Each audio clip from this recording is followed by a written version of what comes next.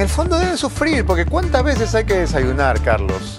¿Cuántas veces hay que almorzar al día para tener esta agenda de amigos, ¿no? Para que te vean, ¿no? Para que veas que tú almuerzas con el juez, el fiscal, el congresista, el empresario, ¿no? Sí.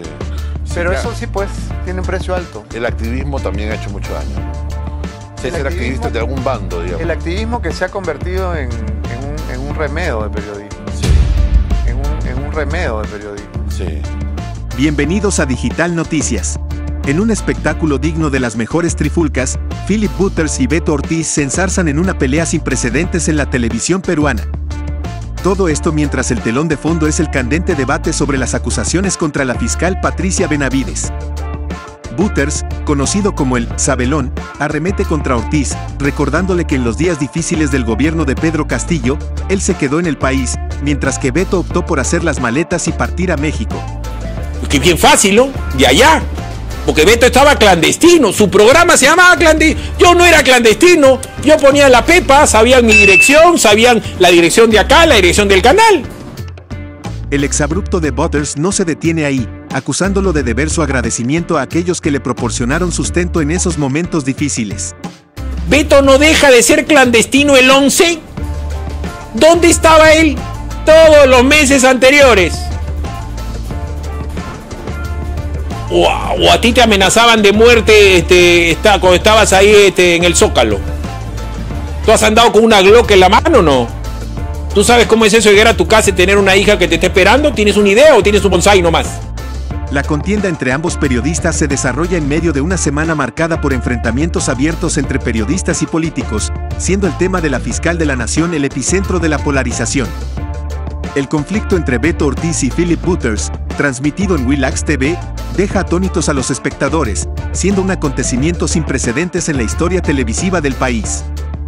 Las chispas vuelan mientras estos dos pesos pesados del periodismo político peruano se lanzan dardos en una pelea que promete dejar huella en la memoria de los televidentes. Y era Mogón, era un televidente en mi programa, él se enteraba de todo lo que pasaba. Como tú, Beto. Pregúntale a Carla cómo ha sido quedarse acá. Yo me he quedado acá, yo no me he quitado, ¿eh? Y yo también me puedo quitar. ¿O no? Yo tengo familia en Estados Unidos, familia en Europa, un montón de sitios, me puedo quitar. Pero no me he quitado, me he quedado acá.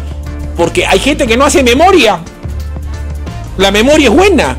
Es más, cuando Beto vino dijo, la valiente fiscales encabezadas por Patricia Benavides, o no lo dijo, ya que tanto le gusta sacar su propio archivo.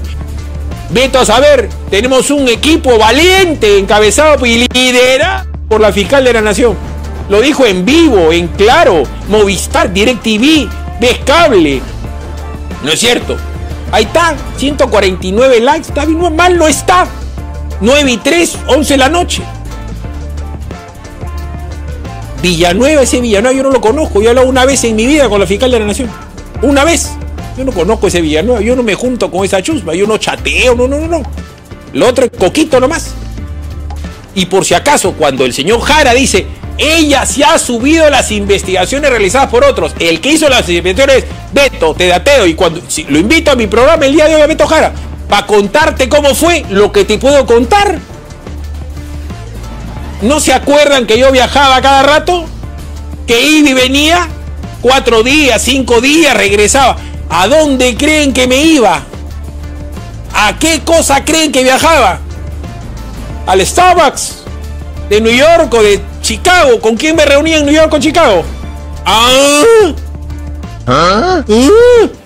Y las investigaciones que yo hacía, nombre propio, Philip Butters. Mejor dicho, Edward Philip Alexander Butters. Y Rivadeneira, por la gracia de Dios. Y la verdad, lo que pasa es que la verdad, pues, hay gente que le molesta, ¿qué vamos a hacer? ¿O no? Yo, ¿por qué salgo todos los días a la calle? Ahora, Beto, que caminas por las calles de San Isidro, de Sunny, y la gente te saluda y te felicita. Gracias por lo que han hecho. ¿No te felicitan todos los días? ¿No es cierto? Cuéntale a la gente que has hecho tú, Beto, y que ha hecho Beto Jara para que caiga el gobierno. Cuéntale tú. Cuéntale. ¿Qué has hecho tú? Sí, ¿sabe qué, señora? Yo hice tal cual. Hay cosas que yo no puedo contar. Pero es evidente que lo que salía en la televisión terminaba en la fiscalía. ¿No era al revés? Porque ahí están hasta los documentos en la fiscalía. Oiga, usted, Butters, ¿de dónde ha sacado esto? Toma. Mándame el audio completo, mándame el documento completo. Y venía, ¿o no? ¿Cómo se enteran ustedes, no es cierto, de Nenil Medina Guerrero, de la cuñadija? ¿Cómo se enteran de Bruno Pacheco, los audios que tenía con Samir Villaverde? ¿Cómo se enteran? ¿Cómo se enteran del audio de Silva, el prófugo? Por mi programa. ¿Eso no lo vieron en Veto a Saber? ¿O no? ¿Lo vieron en el programa de Milagro Leiva? No, lo vieron en mi programa. Hasta Juliana Oxer decía que bien Batter, felicitaciones por la pepa, y no se imaginan. Cuando me contaron esa vaina, me compré una foto de mí mismo y me miraba y decía, uy, qué lindo, me ha hecho que estoy bien, Juliana Oxford.